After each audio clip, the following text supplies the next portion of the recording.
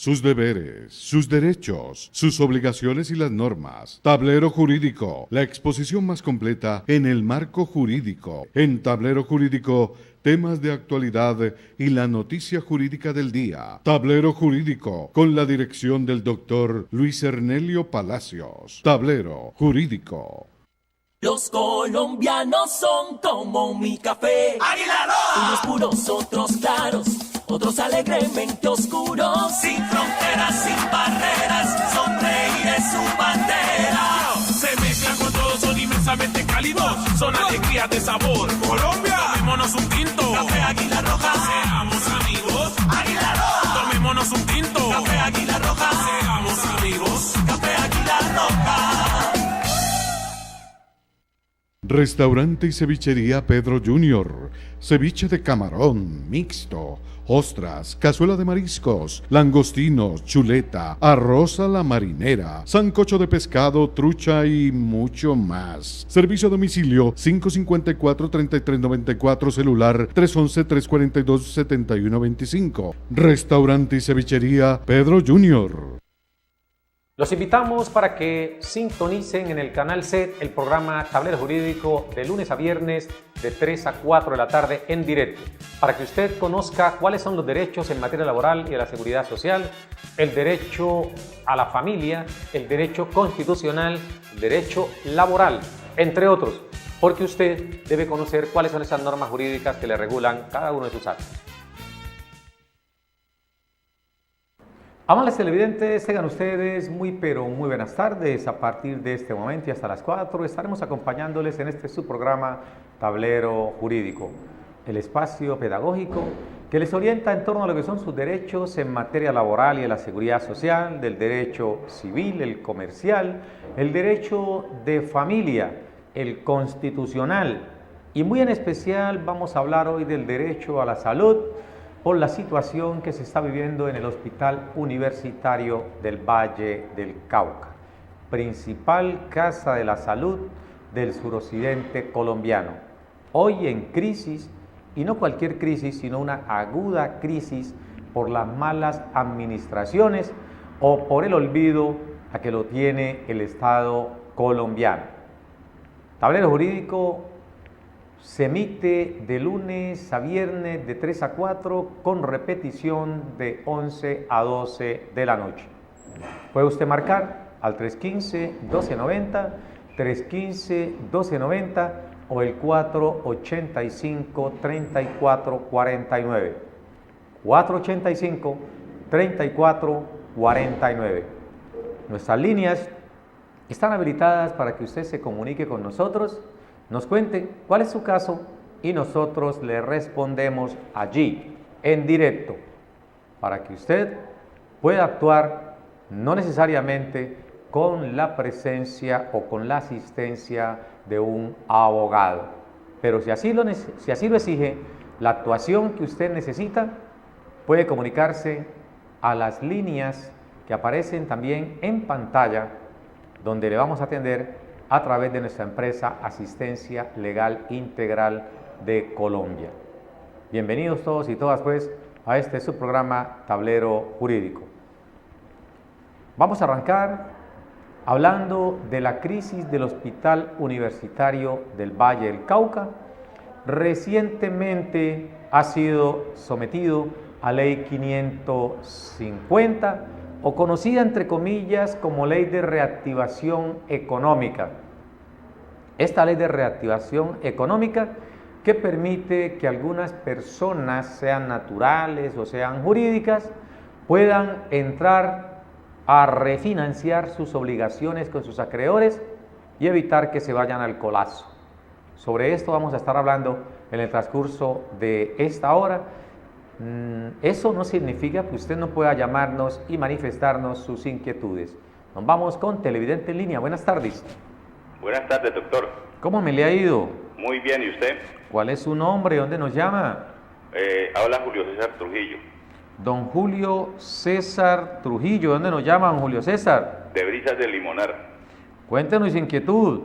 Es relacionado a lo que usted estaba hablando ahorita del VH. Sí, señor. ¿Cómo es? Del Hospital Universitario del Valle. Ese, Hospital Universitario. Yo tengo una cuñada allá que tiene 51 años, tiene 1.300 semanas, está incapacitada Sí, señor. y la llamaron para arreglarla. Sí. Que le llegó una citación de que ya no trabaja más, pero ella está incapacitada. Está incapacitada. Sí, señor. Correcto. Tiene 1.300 semanas y tiene 51 años. ¿Y usted desea saber qué hacer con respecto al caso de ella? Sí, señor, como lo que usted está hablando ahorita, entonces quisiera saber qué. Bueno, vamos entonces a abordar el tema, porque el tema debe concitar la atención no solamente de la gente de Cali o del Valle, sino de todo el suroccidente colombiano, porque esa es la principal casa de la salud, decíamos, a la cual asisten las personas de otros departamentos circunvecinos en procura de recibir una atención en salud un poco más avanzada. Y en ese sentido se dijo, antes de que la actual gobernadora asumiera el poder como gobernadora, de que a lo mejor ese hospital se iba a liquidar. El compromiso de la gobernadora era sacarlo adelante. Y sacarlo adelante era respetarle los derechos a las personas que están allí laborando. No solamente por los trabajadores, sino por los usuarios. Por eso hacemos la precisión. Sin embargo, se han venido presentando problemas que poco a poco se han ido agudizando y cualquiera pensará que los problemas son producto de los trabajadores, como siempre se dice, o de los usuarios, en el peor de los casos. El problema no es de los usuarios ni de los trabajadores, es de los malos administradores que han tenido siempre en el Hospital Universitario del Valle un fortín político y económico, porque desde allí se estructuran muchas campañas políticas al Senado, a la Cámara, a la Gobernación, entre otras entidades del Estado. Pero cada vez que hay un problema, siempre ese dedo acusador va a señalar a los trabajadores. Los trabajadores son unas víctimas más, como son los usuarios del sistema. Por eso, no compartimos la idea que la solución es llamar a los trabajadores a que firmen un acuerdo voluntario para que se retiren de la institución, porque lo han puesto como que si fuese el palo en la rueda para la buena marcha del hospital universitario. Pero los medios de comunicación, muchos de ellos que se alimentan de la publicidad de la gobernación y demás políticos, no dicen la verdad. Y no dicen que en el hospital universitario del Valle hay un foco de corrupción. Primero, porque los derechos de los trabajadores resultan robados literalmente, como se dice, porque a muchos trabajadores no los vinculan de forma directa, sino que los políticos de turno, porque el hospital es del gobernador de turno, entre comillas, y digo es del gobernador de turno porque es una institución departamental y su principal cabeza es el gobernador, quien pone allí un director o un gerente del hospital de su bolsillo, de su cuerda, no pensando que tenga la idoneidad suficiente para sacar la institución adelante, sino para que pueda cumplir el papel que ese gobernador de turno pone en cabeza de ese gerente. Y en ese sentido, pues, hay que mirar la cantidad de cooperativas de trabajo asociado que inicialmente estaban, y aún se mantienen algunas de ellas, dirigiendo el hospital o vinculando de manera indirecta a los trabajadores. Las cooperativas de trabajo asociado, hace mucho rato se ordenó su extinción. Ninguna entidad del Estado que requiera actividad permanente de sus trabajadores debe contratar los mismos a través de cooperativas de trabajo asociado. Pero en el hospital esto parece ser o hacer caso omiso a ese llamado, no solamente del Estado colombiano, sino de los organismos internacionales que siempre han visto en las cooperativas de trabajo asociado una forma de robarle literalmente los derechos a los trabajadores. Y eso ha sucedido en el Hospital Universitario del Valle, casi en todas las administraciones, un fortín político.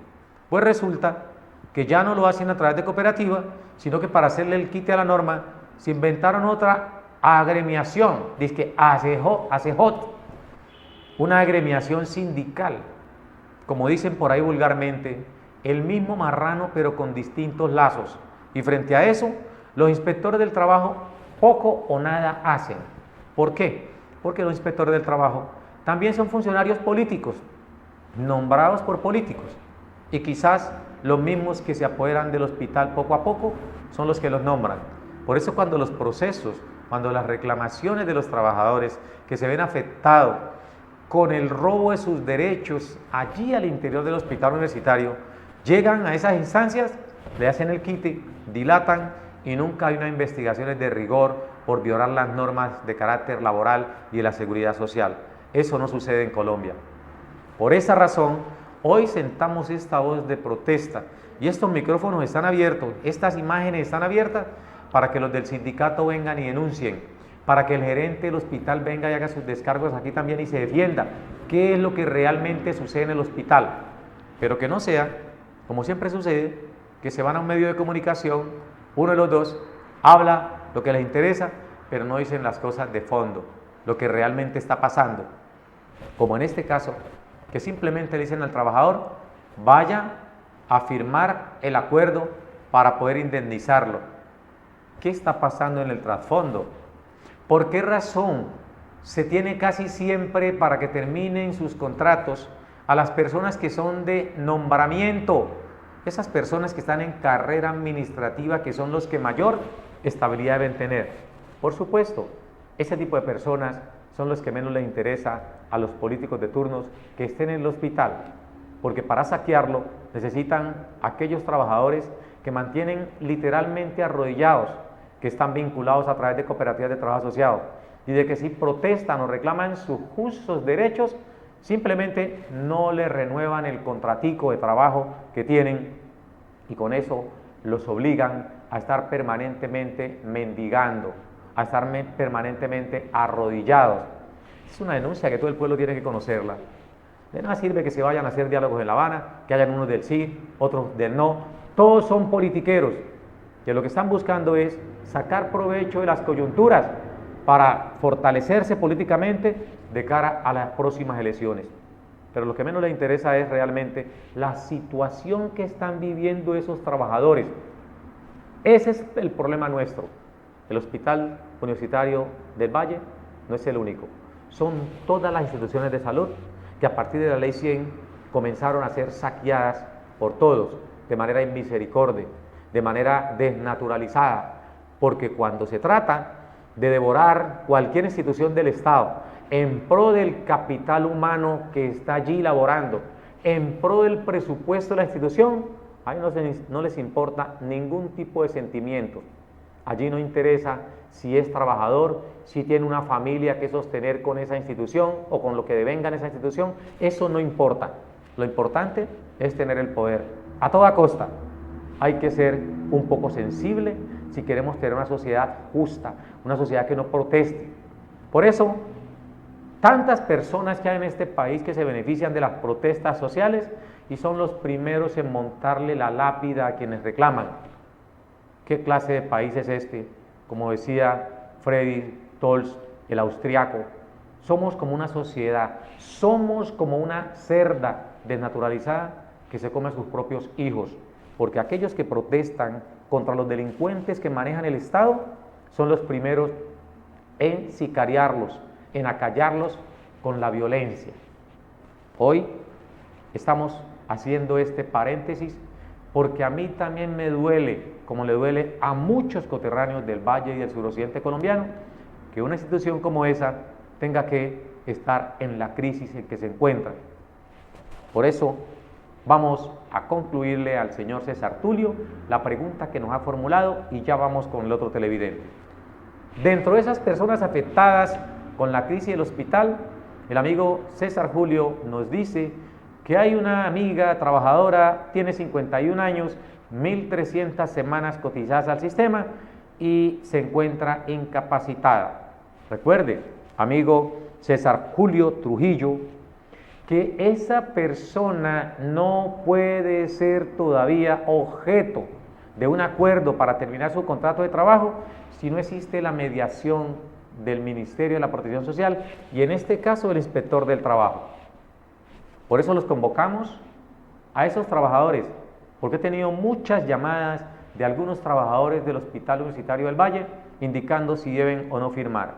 Yo pienso que lo primero que hay que hacer es leer, hacer una lectura juiciosa en qué consiste ese acuerdo, porque el mismo no puede llevarse a cabo si no existe un veredicto del inspector del trabajo.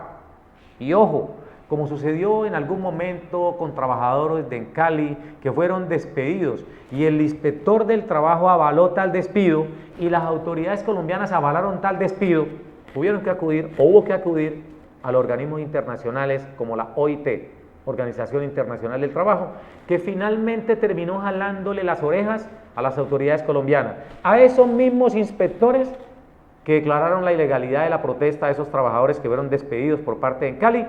Tuvieron que reincorporarlos al trabajo, pagarle todo el tiempo que permanecieron por fuera e incluso indemnizarles por despido injusto.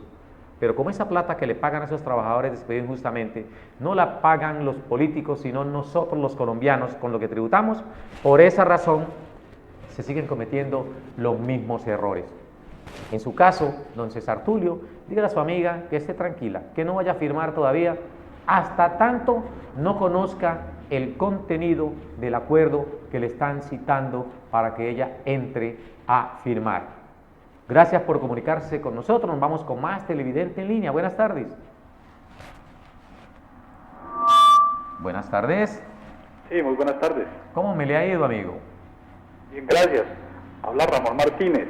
Juan Manuel Martínez. Sí, señor. Cuéntenos, don Juan Manuel, ¿de dónde nos llama? De aquí de Cali. Cuéntenos, mi señor. Bueno, vea, quiero es como una averiguación. Yo tengo 55 años. Sí, señor. Tengo 4.400 semanas ya cotizadas. Siempre he cotizado sobre el mínimo. Sí, señor. Si subo mi cotización, ¿me es útil o no? O ya no. Permítame le hago una aclaración. Usted me dice que tiene 4.400 semanas. Sí, 1.400 semanas. Ah, 1.400 semanas, claro. Sí, señor. Suena distinto porque 4.400 semanas le dan como 80 años. Sí, no. Bueno, su pregunta, don Juan, es saber si usted sigue cotizando y eso significa un aumento en el porcentaje de su pensión. Eso, si cotizo, o sea, si aumento la cotización, siempre he estado sobre el mínimo. Correcto. Entonces lo que quiero es como, cuando me pensione, que sea mayor el salario. ¿Usted en la actualidad está trabajando? Sí, señor, yo cotizo independientemente. ¿Trabaja como dependiente de una empresa? No, independiente. Independiente. Bueno, vamos entonces a indicarle a don Juan Manuel Martínez qué sucede al respecto si uno tiene ya 1.400 semanas, 55 años de edad y ha tenido un índice básico de cotización promedio del salario mínimo legal mensual vigente. Vamos a mirar qué pasa. Puede colgar la línea, tomar atenta nota mientras nosotros respondemos su inquietud, como siempre lo hacemos, de manera pedagógica para que los televidentes puedan asimilar la explicación. Lo primero es recordarle a usted que para tener derecho a la pensión basta, conforme el artículo 33 de la Ley 100, pensión de vejez, requiere un mínimo de 1.300 semanas y en la actualidad, con la Ley 797, requiere tener 62 años.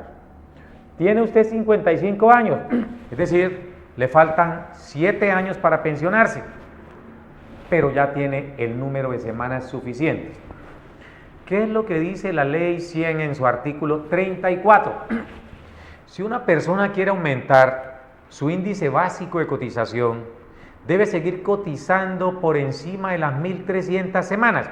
Es decir, usted con 1.300 semanas le reconocen un 65% de su índice básico de cotización. Coloquialmente, usted cotiza sobre 1.000.000, cotiza 1.300 semanas. A partir de las 1.300, por cada 50 semanas adicionales a esas 1.300, le van a subir 1.5%. 1.5%. Lo que significa que usted por 1.400 semanas le van a reconocer un IBL, índice básico de liquidación, del 68%. 68%. Pero ese 68% bajo ninguna circunstancia puede ser inferior al salario mínimo legal mensual vigente, tal como lo establece el artículo 35 de la Ley 100. Como usted está cotizando sobre la base de un mínimo, usted le va a sacar, le va a extraer, le va a restar a ese salario mínimo un 65%. Eso le estará dando cerca de 410 mil pesos, que sería el monto de su pensión. Pero, como el artículo 35 dice que no puede ser inferior al mínimo, entonces a usted deben rehusársela con un mínimo. Por tal razón, si usted es cotizante independiente y no tiene capacidad para seguir cotizando, usted no necesita aportar más semanas. Una persona que ha cotizado sobre la base del salario mínimo legal mensual vigente en promedio durante los últimos 10 años o durante toda la vida laboral, puede cotizar las 4.400 semanas que por error usted me dijo, don Juan Manuel, va a obtener siempre el salario mínimo legal mensual vigente. Eso no le va a aumentar. Es lo mismo pensionarse. Cuando he cotizado sobre el mínimo, cotizar 1.300 que cotizar 2.000, 3.000, 4.000, 5.000 semanas. Va a devengar lo mismo. Por tal razón, usted debe estar tranquilo esperando ya esos 7 años que le faltan para poder presentar la documentación y reclamar el reconocimiento de la prestación económica por vejez. Con esto damos por explicado su tema. Le agradecemos que se haya comunicado con nosotros don Juan Manuel Martínez. Recuerde que este es Tablero Jurídico. A esta hora de la tarde, un saludo muy especial a nuestros estudiantes de la Universidad Santiago de Cali, lo mismo que a la gente de Alincol, Asistencia Legal Integral de Colombia, que como siempre están allí viendo y escuchando este espacio Tablero Jurídico. Televidente en línea, buenas tardes. Hola, buenas tardes. ¿Cómo me le ha ido, mi señora? ¿Aló? Buenas tardes, mi señora, ¿cómo está? Buenas tardes, doctor, ¿cómo le ha ido? Bien, gracias. ¿Usted cuál es su nombre y dónde nos llama? Margarita Valencia. Doña Margarita Valencia. ¿De dónde nos llama, doña Margarita? De aquí de Cali. ¿Y su inquietud cuál es, mi señora? Bueno, tengo dos inquietudes. Lo que pasa es que yo tengo un hermano que me dice que él está en data crédito. Entonces la pregunta de él es que si él estando en data crédito puede reclamar el subsidio de vivienda para hacerse para un interés social. Esa es una.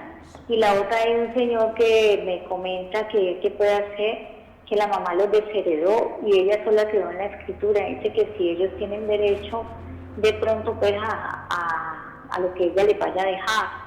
Yo les agradezco muchísimo la respuesta, doctor, que estén muy bien. No me cuelgue, doña Margarita. ¿Tiene un amigo que la mamá lo desheredó? Sí, él dice que ella lo sacó totalmente de la herencia, su esposo se murió y pues ella hizo todas las escrituras a nombre de ella y listo, se quedaron ellos sin nada. Permítame Tiene un una segundo. hija por parte de otro señor y ellos que son hijos del papá. Vamos por parte, doña Margarita. ¿Cómo así que ella después de muerta, o sea, antes de morir, ella dejó sin nada a uno de los hijos? No, ella está viva, sino que el esposo fue el que murió y como ella pues se adueñó de la casa y pues de lógico en ese momento ella dice, le pagó a un abogado para que todo quedara a nombre de ella y dijo que ninguno tenía derecho a la herencia. O ¿Y sea, eso? ella solita está en las escrituras. Y eso sucedió después de haber fallecido el papá del amigo suyo. ¿Cómo dice, doctor? Que estoy casi no te oigo. Eso sucedió después de haber fallecido el papá de su amigo. Sí, señor. Bueno, vamos entonces a responderle a usted, doña Margarita, para que le diga a su amigo. Esperemos que su amigo esté al lado o esté donde esté escuchando el programa. Puede colgarnos la línea telefónica para que otras personas puedan comunicarse y tomar papel y lápiz para la respuesta que le vamos a dar. Con respecto a la primera pregunta, un hermano suyo que está tramitando un subsidio de vivienda está pendiente del desembolso y usted manifiesta que figura en Datacrédito, que si esa figuración en Datacrédito impide que puedan desembolsarle el subsidio de vivienda.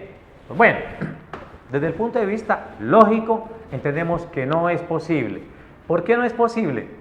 Porque ese subsidio de vivienda que le dan a los trabajadores que están afiliados a las cajas de compensación familiar no tiene nada que ver con el reporte a una central de riesgos, en este caso, por una mala historia crediticia. No puede afectarlo porque el derecho que él tiene a ese subsidio no se relaciona con el reporte que tiene actualmente. Eso por un lado. De tal suerte que su hermano debe estar tranquilo, seguir con sus trámites y ese subsidio, entre otras cosas, no se lo van a entregar a él. Ese subsidio va a ir al constructor que le va a vender la vivienda. No es un cheque que sale a nombre de su hermano para que él lo cambie y ande con la pata en el bolsillo y diciendo voy a comprar esto o aquello. Es un cheque que sale exclusivamente dirigido al constructor de la vivienda de interés social que él piensa comprar, para que esté tranquilita en ese aspecto. En el segundo caso, una persona que usted me dice no es posible desheredarla, o el derecho está allí y el desheredamiento se presenta cuando el beneficiario o el heredero ha actuado de manera violenta, de manera indigna, en contra del causante o de cualquiera de los herederos. Allí uno habla de las causales de desheredamiento como están establecidas en el Código Civil colombiano. Y únicamente prospera, reitero, cuando la persona ha actuado mal frente al heredero o al causante. Allí se puede dar ese caso. Si fue la madre que una vez fallecido el esposo no hizo la repartición del 50%, porque cuando alguien fallece, tiene pareja, lo que se debe hacer es distribuir esos bienes, los gananciales para el uno y el otro 50% para los hijos del causante. Allí debe hacerse la distribución. Pero no existe ninguna norma que proteja a esa persona para que ella diga, todos estos bienes son míos, tire la pirinola y le diga, toma todo, y a los otros les salga absolutamente cero. Allí hay que ponerle la figura al abogado, mirar qué tipo de maniobra hizo ella para que ellos no pudieran reclamar. Pero quien deshereda directamente es el causante o uno de los herederos y con las causales que les hemos citado. Muchas gracias por comunicarse con nosotros, doña Margarita. Esperamos que su amigo o su hermano de manera directa acudan al INCOL o nos llamen para poder ampliar un poco acerca de este tema. Y nos vamos con más televidente en línea. Buenas tardes. Buenas tardes. ¿Aló? Bueno, se nos ha caído la comunicación. Parece que la respuesta que quería la persona se asemeja a la que le estábamos dando a doña Margarita. Por eso se nos ha caído la llamada. Pero aquí estamos en el 315-1290, 315-1290 o el 485-3449. Nuestras líneas de participación que continúan habilitadas para que usted se comunique con nosotros y pueda obtener respuesta a sus inquietudes. El tema del día de hoy, la crisis en el Hospital Universitario del Valle. Entre otras cosas, mucha gente se preguntará, ¿por qué crisis? Siendo tema de hoy, porque el hospital siempre ha estado en crisis. Lamentablemente, donde existan políticos, siempre va a haber problemas, lamentablemente. Y hacemos la claridad que no son todos los políticos, algunos, pero en la mayor parte de las instituciones del Estado siempre va a estar la rapiña por parte de quienes son los encargados de dirigirla o de quienes tienen el poder sobre la misma. Recordemos que el gerente del hospital universitario no es autónomo en el grueso sentido de la palabra, él depende del gobernador de turno. porque el hospital, siendo un ente de carácter gubernamental, pertenece al departamento, y quien tenga la autoridad, quien tenga la facultad de ser gobernador, es quien dirige. Por eso nos sorprende que digan que la doctora Dilian Francisca, que es médica, que es una connotada política reconocida en el país, deje ir al fondo al hospital universitario. Estamos seguros que va a hacer todo lo posible para que esa institución no se quiebre, y que el problema no son los trabajadores y menos los usuarios.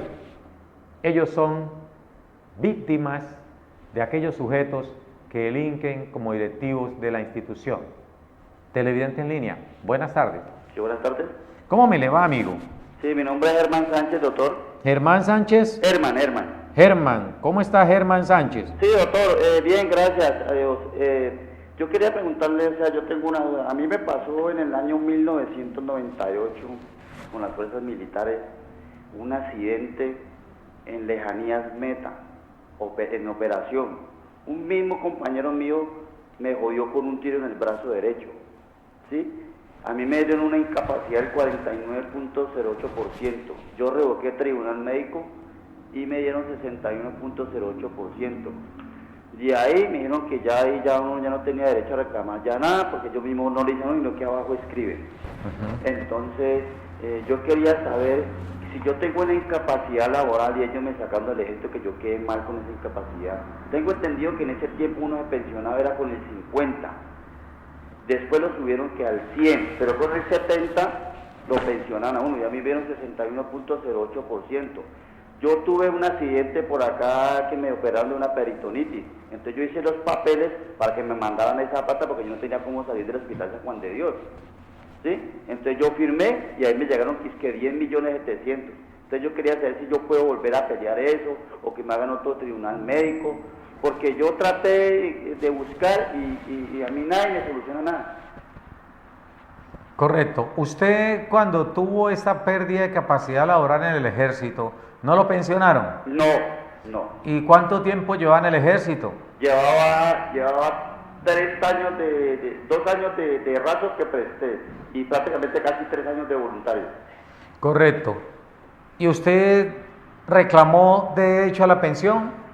Yo solicité lo de la pensión, pero no, nunca, nadie, no, yo no tenía quien me asesorara ni nada de eso. Entonces vuelvo y digo, yo firmé una indemnización porque yo estuve en el hospital San Juan de Dios para poder salir de allá. Y ahí yo tengo esos papeles acá y todo, pero yo nunca he tratado quien me ayude. Ahora que yo veo este programa, que he tenido tiempo hoy, pues hoy en día también soy independiente, porque yo prácticamente con este brazo en ninguna parte me resisto. Sí, señor. Después de ese accidente en el ejército, ¿usted trabajó y cotizó algunas semanas? Cotizó unas semanas, pues ellos que me pagaron, como cada mes me llegaba como el salario normal, como 4 meses me llegaron, y de ahí sí ya nunca más me volvió a llegar nada. No, digo, si usted, don Germán Sánchez, le pregunto si después de ese accidente usted volvió a cotizar al sistema de seguridad social en pensiones. No, yo de ahí yo ya nunca volví a joder con nada de eso, sino que hoy en día pues yo me puse a trabajar independientemente con esa platica, y ahí ya.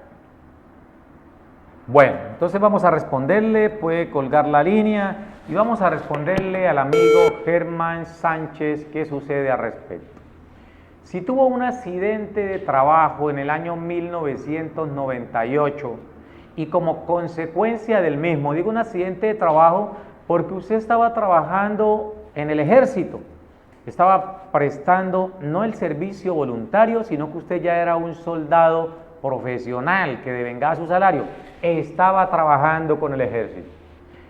Y por un acto voluntario o involuntario de un compañero, usted le dan un tiro, es calificado con pérdida de capacidad laboral, le dan un 49.8%, usted apela a la decisión y finalmente le dan un 61% de pérdida de capacidad laboral. La pregunta que usted se hace es, si después de haber sido calificado hace tanto tiempo y hoy usted ha escuchado el programa, pregunta si es posible reclamar una pensión de invalidez.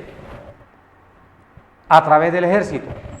Si usted me lo pregunta o nos lo pregunta aquí, le decimos que sí, pero tenemos que conocer cuáles eran los procedimientos o los requisitos que se exigían en esa época e incluso en esta época por principio de favorabilidad para el reconocimiento de una pensión. Lo que sí no nos cabe la menor duda es de que usted, por el solo hecho de estar vinculado a esa entidad y quedar con pérdida de capacidad laboral igual o superior a 50, tiene derecho a una pensión. Han transcurrido ya 18 años desde que ocurrieron esos hechos, a la fecha. Y usted me pregunta, ¿todavía puedo reclamar?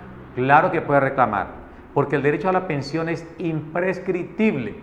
E incluso, así en esa época, a usted le hayan indemnizado, haya recibido unos valores como lo acabo de manifestar aquí, pero lo que tenía derecho era el reconocimiento de la pensión por invalidez, igual, usted puede reclamar el derecho a la pensión por invalidez. Para ello es necesario que acredite todos los documentos, nos acerque a nuestras oficinas, ahí en pantalla están los teléfonos y dirección, con cita previa la atendemos para que usted pueda sentir un poco de tranquilidad teniendo asesoría ya personalizada o directa en torno a su caso. Muchas gracias por comunicarse con nosotros, don Germán. Esperamos podido haber sido claro con la respuesta y nos vamos con otro televidente en línea. Buenas tardes. Buenas tardes. ¿Aló? Bueno, tenemos problemas de comunicación. Estamos en Tablero Jurídico pendiente de poder reactivar la comunicación con nuestros televidentes y escucharles, porque aquí vinimos a eso, a escucharles a ustedes las inquietudes que tengan en torno al derecho. Buenas tardes. ¿Cómo me le va, señor? Buenas tardes. Bueno, se nos ha caído la llamada. Tranquila, mi señora o mi señor, usted que está ahí detrás de la comunicación, vuelva, intente comunicar con nosotros. Usted no se puede quedar con las ganas de consultar aquella inquietud en materia del derecho que no le deja conciliar el sueño. Llámenos, pregúntenos, nosotros le orientamos de manera idónea en laboral, en seguridad social, en el derecho civil, en el comercial, porque aquí en Tablero Jurídico tenemos que cumplir esa labor pedagógica que el Estado omite o ha omitido por siglos. Televidente en línea, buenas tardes. Gracias, buenas tardes. ¿Cómo me le ha ido, amigo? Gracias, muy bien. Quería hacerle una consulta. Permítame, antes de que me haga la consulta, mi querido amigo, lo primero, bájele un poquito al televisor y solamente me escucha por el teléfono.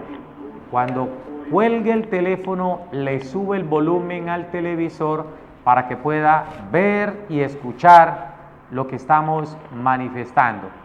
Listo. ¿Cuál es su nombre? Harold Enríquez. Faber Berrío. No, Harold Enríquez. Ah, Harold Enríquez. No, ya de viejito no escucha bien, don Harold. Pues las mismas. Cuénteme, don Harold Enríquez, ¿de dónde nos llama? De Cali. ¿Y su inquietud cuál es? Gracias, lo que pasa, yo soy pensionado. Sí. No por pensiones ni por el seguro. Pero antes de, por la ley 100, me cogió plan de retiro. Tenía el derecho adquirido. Me pensioné a los 55 años. Correcto. Pero antes de pensionarme yo trabajé de mensajero en el año 70 o algo así por el estilo. Yo entré a la empresa nacional de telecomunicaciones, la extinta Telecom, en el año 74. Y antes de eso yo trabajé en en un depósito de drogas, en el edificio de la tercera con 12 allí, y me pagaron un seguro social durante 5 años aproximadamente. Yo creo que, y tengo pues curiosidad de saber si eso que yo coticé en ese entonces al seguro social lo puedo reclamar. Bueno, ¿a usted qué entidad lo pensionó? Capricorn. Capricorn. ¿Capricorn? Sí, señor. ¿Cuánto hace que lo pensionaron? Ya de 10 años. 10 años. ¿Usted trabajó directamente con esa entidad? No, ella nos prestó el servicio de salud. Correcto. Yo trabajé en Telecom. Usted trabajó en Telecom. Sí. Y se pensionó con ley 33 del año 1985. Exacto. Que exigía 55 años Ya, de edad 55, y sí, 20 señor. años de servicios, correcto. Como usted Pero yo trabajé 20 años, 8 meses, 10 meses. Sí, señor. Pero antes de entrar a Telecom, yo trabajé unos 5 años en otras empresas y me pagaban seguro social. Como alrededor de unos 5 años. Lo Correcto. que quisiera saber es si ya de tiempo laborado o cotizado en el seguro social lo pueden reembolsar. Bueno, actualmente ¿quién le paga a usted? ¿Colpensiones? ¿El FOPE? El FOPE. Sí, señor. Bueno, vamos entonces a responderle rápidamente a don Harold Enríquez. Suele tenerse la creencia que cuando una persona es pensionada por una entidad, las semanas que se tienen aportadas a otra entidad con anterioridad pueden ser reclamadas a manera de indemnización sustitutiva de la pensión. Con la ley 100 todo ha cambiado y ese caso es uno de los que siempre hemos citado aquí. Cuando una persona tiene densidad de semanas con el Seguro Social, pero se pensiona con otra, quien reconoce la pensión es que va a reclamar las semanas que ha tenido cotizadas en otra entidad, salvo, oído, que la pensión sea por vejez. Si esa pensión es por vejez y usted tiene semanas cotizadas, ojo, en el sistema se une. Pero si la pensión la van a reconocer por invalidez y tiene semanas cotizadas en otra entidad, en ese evento usted puede reclamar esas semanas. Nos explicamos. Usted tiene un accidente laboral y ese accidente laboral le genera a usted una pérdida de capacidad laboral del 50 o más %, de tal suerte que amerite el reconocimiento de una pensión por invalidez.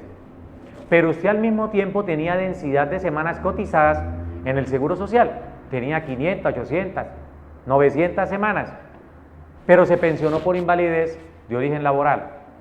En ese caso, usted puede seguir cotizando para obtener la pensión por vejez simultáneamente con la invalidez. Pero uno no puede tener dos pensiones cuando el origen es el mismo, el origen común, es decir, una pensión de invalidez de origen común y una pensión de vejez de origen común. Siempre las pensiones de vejez se presume que son de origen común. Pero hacemos esta precisión para que las personas no piensen que si se pensionan por vejez pueden reclamar las semanas que tenían cotizadas a otra entidad, porque esas semanas deben ir es a la entidad que finalmente les reconoció a ustedes la pensión. Caso hipotético, si usted está trabajando con Telecom a partir de junio del año 1995, junio del 95, todas las entidades del Estado, del orden departamental y municipal, debieron trasladar la responsabilidad de la pensión de sus trabajadores al Seguro Social o al fondo que ellos escogieran. A partir de ese momento, lo que significa que eran esas entidades las que asumen el reconocimiento de la pensión. A usted hoy le está pagando, me dice Caprecon o el FOPET, le está pagando. Si tuvo unas semanas cotizadas anteriormente, esas semanas debieron trasladarla. Yo le invito a usted a que busque su historia laboral en Colpensiones y mire cuántas semanas tiene allí cotizadas. Me llama y me dice para orientarle qué trámite debe hacer. Y vamos a reclamar las mismas, a ver qué nos dice Colpensiones, si esas semanas nos las pueden devolver. Estamos seguros que no va a ser posible que se las devuelvan, pero estamos prestos a coadyuvarle para que usted pueda iniciar ese trámite, amigo Harold Enríquez, porque aquí en Tablero Jurídico es así. nos llama y le vamos a corroborar si en efecto la respuesta que le estamos dando es o no real. Tablero Jurídico les informa, el tiempo se nos acabó por el día de hoy, pero la invitación es para el día de mañana cuando estemos en punto de las 3 a 4 de la tarde con más Tablero Jurídico. A todos los que se han comunicado con nosotros y a los que nos han visto, nos han escuchado por esta tarde, les deseamos una muy, pero muy feliz tarde, un fuerte abrazo y un Dios les bendiga. Nos vemos mañana, Dios mediante.